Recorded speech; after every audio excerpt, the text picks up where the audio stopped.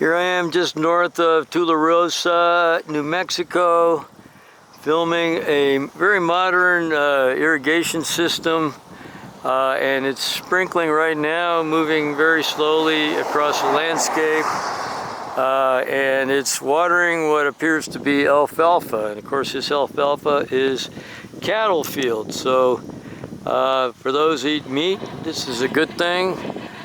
For those who are vegetarians and are concerned about water being used for inappropriate purposes, this is not a good thing. Anyway, it's a beautiful field, undoubtedly fertilized and well taken care of. This is a pivot irrigation system. You can see that it's the field is circular, and this is what you see from airplanes when you fly over certainly the southwestern central part of the United States. You see these kinds of irrigation systems, these green circular fields from the air. And you also, if you're interested in the topic of water, this is also unfortunately one of the reasons why aquifers throughout the United States and throughout much of the world are going dry. Despite the modern technology here, and I'm sure the attempts by the farmer to use this water with a high degree of efficiency, alfalfa uses quite a lot of water, and also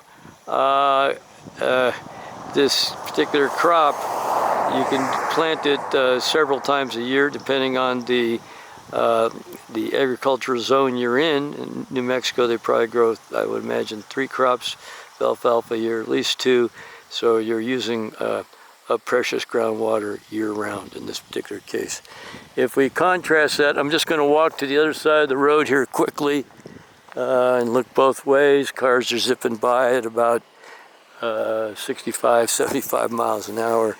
Then if you look over here, you can see what the landscape looks like. On this side, you can see the mountains in the distance, and unfortunately we've had a year with very little snow, and as a result the water table is not being replenished. It's very dry everywhere you look, and this does not bode well for agriculture, for cities, or for nature, biodiversity, plants and animals. So you can contrast the field that we're just looking at of alfalfa with this desert landscape characterized by primarily a creosote bush and slightly more moist areas, mesquite. So you could make the argument that this land is being utilized for a valuable purpose, produce food for livestock and people. And unfortunately, if you look in the background, actually, you can see the roofs of houses that are on areas that used to be farmed and are now abandoned and being urbanized. So here you can contrast the urban area with the wildland area. You can see the railroad there, of course, too. And on this side, you can see this very modern pivot irrigation system.